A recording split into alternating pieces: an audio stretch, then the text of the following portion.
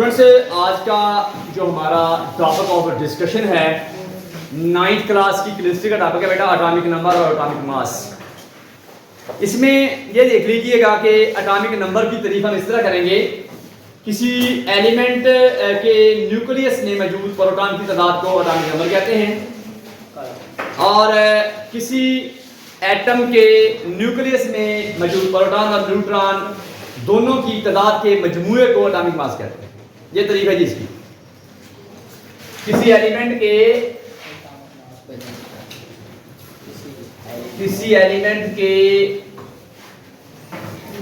Atom के nucleus में मौजूद प्रोटॉन की तादाद को एटॉमिक नंबर कहते हैं।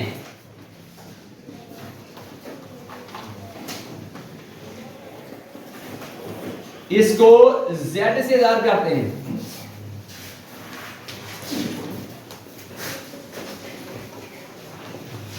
और दूसरी चीज इस तरह है, किसी एलिमेंट के एटम के न्यूक्लियस में मौजूद प्रोटॉन और न्यूट्रॉन की तादाद को मास नंबर कहते हैं। किसी एटम के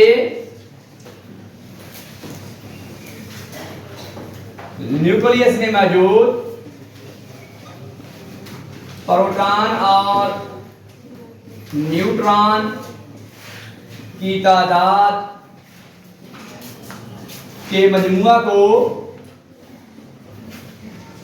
एटॉमिक मास या मास नंबर या न्यूक्लियन नंबर कहते हैं, जो मर्जी कह लें।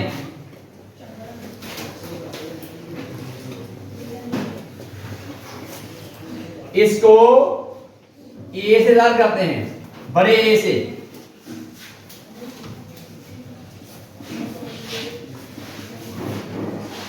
मसलन के मेरे सामने बेटा एक एग्जाम्पल है।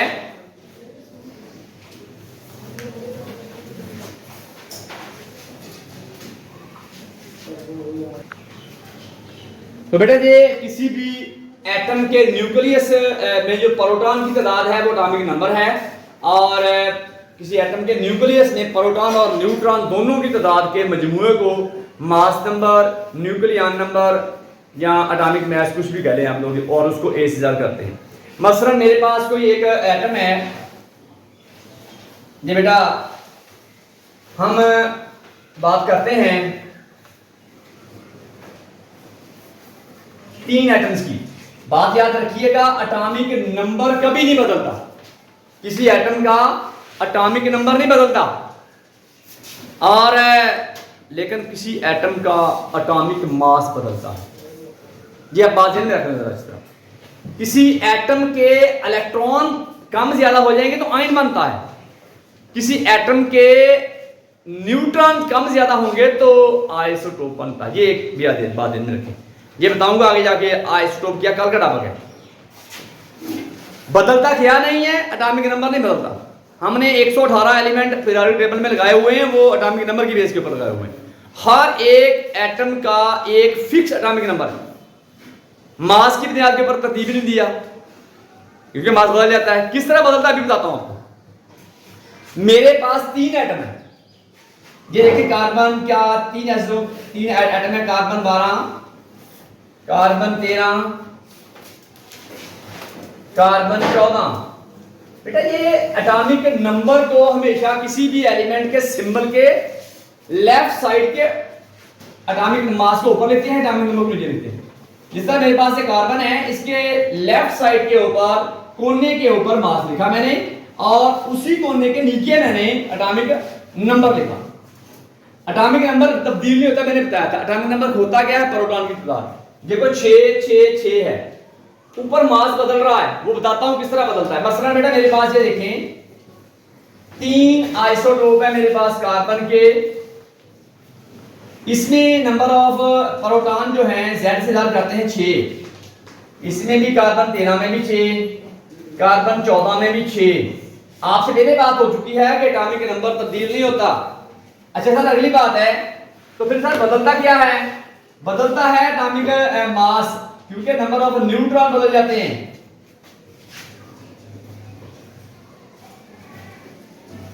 तो मैंने आपसे अर्ज क्या की थी, किसी भी एटम का जो एटॉमिक मास होता है वो ए से ज़्यादा करते हैं और Z जमा एक n के बराबर होता है। प्रोटॉन और न्यूट्रॉन के मजमूए को हम मास नंबर बोलते हैं। अब देखें कार्बन 12 की अगर बात करें तो बेटा इसमें प्रोटॉन 6 है, न्यूट्रॉन भी 6 है, 6 + 6 12 मास। और अगर हम लोग बात करें ये कार्बन 13 की, ये है, ये भी कार्बन के 3 एस्टोप होते हैं, ये कार्बन 13। सर इसके अंदर प्रोटॉन 6 हैं, न्यूट्रॉन 7 हैं।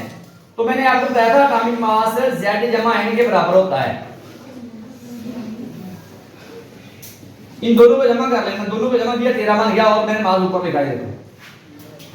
इधर देखिए, इधर भी A जो होता है वो Z जमा n के बराबर होता है और इन दोनों को जमा कर लें 14 बनता है, वजह मास ऊपर लिखे। सर बदला क्या नहीं है, बदला इसका Z नहीं है, बदला इसका प्रोटॉन नहीं है। ये देखिए ये सेम है, हर केस में सेम है। बदलता क्या है, बदलता है बेटा न्यूट्रॉन। मैंने बात आपसे की थी, जब न्यूट्रॉन की तादाद बदलती है, की तादाद जब तब्दील होती है तो क्या बनता है बेटा, उस वक्त बेटा बनता है आपका आइसोटोप।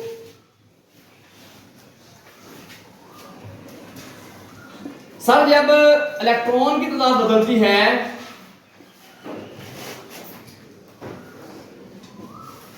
तब्दील होती है, ये मरूज का पॉइंट है बेटा, तो क्या बनता है बेटा, जब इलेक्ट्रॉन की तादाद बदलती है तो बेटा उस वक्त आपका आयंस बनते हैं। ये भी आपको बात बताऊंगा आगे टॉपिक में जाके आयन क्या होता है। तो आज के इस टॉपिक में एटॉमिक नंबर के बारे में मैंने बताया आपको कि एटॉमिक नंबर बेटा जो होता है किसी भी एटम के न्यूक्लियस में प्रोटॉन की तादाद को एटॉमिक नंबर कहते हैं। इसको कैपिटल Z से याद करते हैं। और एटॉमिक मास जो होता है उसको किसी एटम के न्यूक्लियस में प्रोटॉन और न्यूट्रॉन दोनों के मजमूए को हम लोग मास नंबर बोलते हैं, उसको कैपिटल A से याद करते हैं। एटॉमिक नंबर किसी एलिमेंट का कभी नहीं बदलता, एटॉमिक मास बदल जाता है। सर मास क्यों बदलता है, क्योंकि वो मास जो है आपका एटम का वो आपका न्यूट्रॉन प्लस प्रोटॉन उसके मजमूए के बराबर होता है। तो न्यूट्रॉन जो है वो तादाद बदलता रहता है। जिस तरह मैंने आपको इधर बात की है कि सर ये आपकी कार्बन 12, कार्बन 13, कार्बन 14 3 आइसोटोप है बेटा इधर आपके, और 3 आइसोटोप्स के अंदर जे न्यूट्रॉन बदल रहा है अपनी तादाद। लिहाजा जब न्यूट्रॉन अपनी तादाद बदल लेगा तो आप जानते हैं मास नंबर प्रोटॉन और न्यूट्रॉन के बराबर मजमूए के बराबर होता है। जब न्यूट्रॉन अपनी तादाद कम ज्यादा कर रहा है बेटा तो जाहिर बात है मास भी अपनी मास की भी तादाद मास नंबर बदलेगा। किसी एलिमेंट का सिंबल जो होता है वो बड़ा अहम किरदार अदा करता है किसी एलिमेंट की शिनाख्त में, उसका मास नंबर और उसका एटॉमिक नंबर लिखने में। मास नंबर किसी एलिमेंट का जब आपने लिखना है तो किसी भी सिंबल के अब वो कोने में लिखना है, लेफ्ट कोने में, लेफ्ट कॉर्नर के ऊपर, और ऊपर मास नंबर ऊपर लिखना है। एटॉमिक नंबर जो है वो सिंबल के लेफ्ट साइड के नीचे लिखना होता है। ये आप ज्यादा ध्यान में बात रखना। जो सिंबल है बेटा वो बड़ा अहम किरदार अदा करती है किसी भी एलिमेंट की शिनाख्त में। किसी एलिमेंट का मुख्तसर नाम सिंबल का आता है, ये लिख रहे थे। किसी एलिमेंट का मुख्तसर नाम सिंबल कहलाता है। इसको बदला सोडियम को Na से लिखते हैं, पोटाशियम को इससे लिखते हैं। ये सिंबल है बेटा इसके।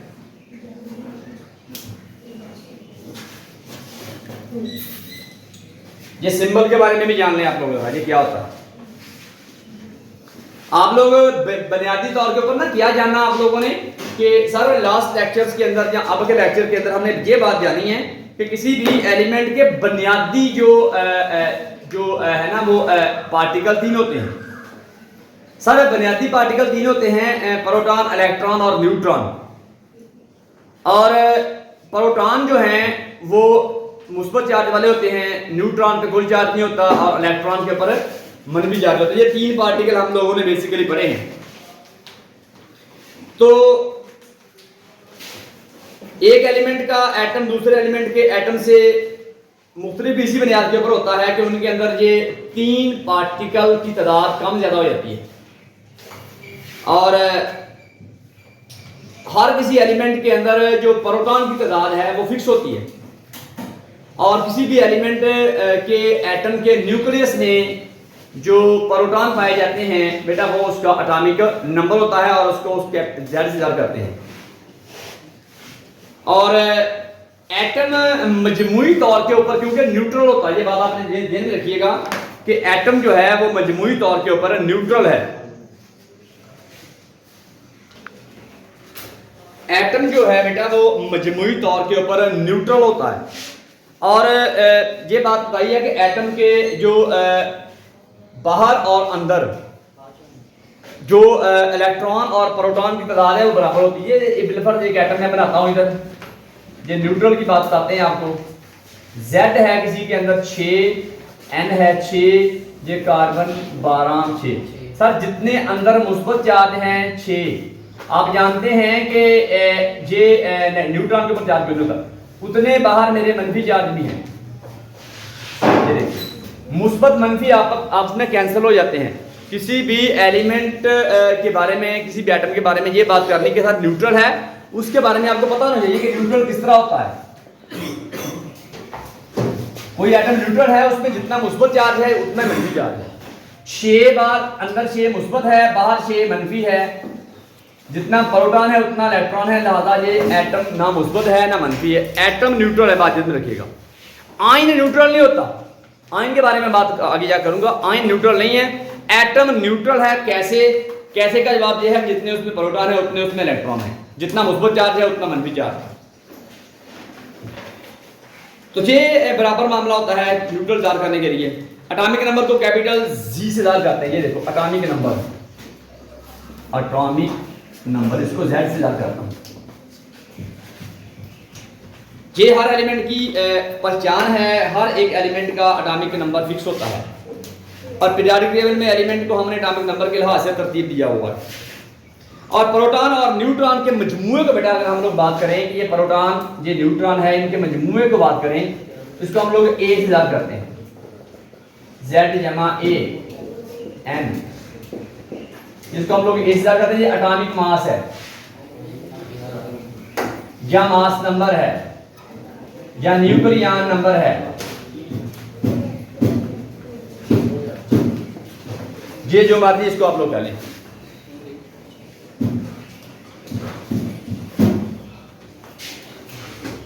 कि किसी भी एलिमेंट के एटम के न्यूक्लियस में प्रोटॉन और न्यूट्रॉन की जो तादाद है वो बेटा आपकी मास नंबर के बराबर है।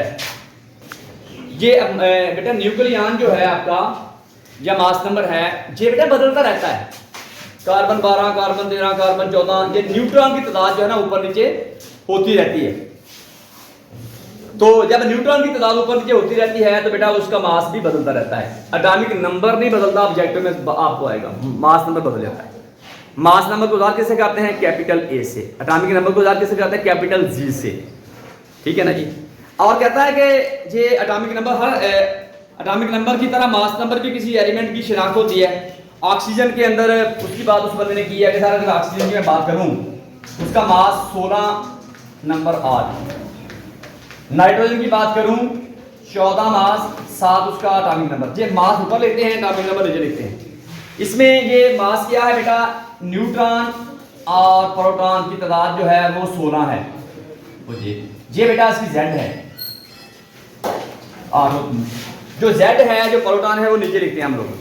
तो बेटा जो इसमें ये है कि सिंबल का किरदार बुनियादी है। सिंबल के लिए किसी एलिमेंट का मुख्तसर नाम, उसके लेफ्ट साइड के ऊपर मास नंबर, उसके नीचे उसका एटॉमिक नंबर लिखते हैं। तो ये बेटा जो मालूमात थी थोड़ी बहुत ही आपसे जो शेयर की है एटॉमिक नंबर और एटॉमिक मास के बारे में, तो मैं बड़ी डिटेल बातें सारी की हैं कि एटॉमिक नंबर जो है ना प्रोटॉन की तादाद कभी बदलती नहीं है। किसी एटम के अंदर इलेक्ट्रॉन की तादाद बदल जाए तो आयन बन जाता है, और न्यूट्रॉन की तादाद बदल जाए तो मास बन जाता है।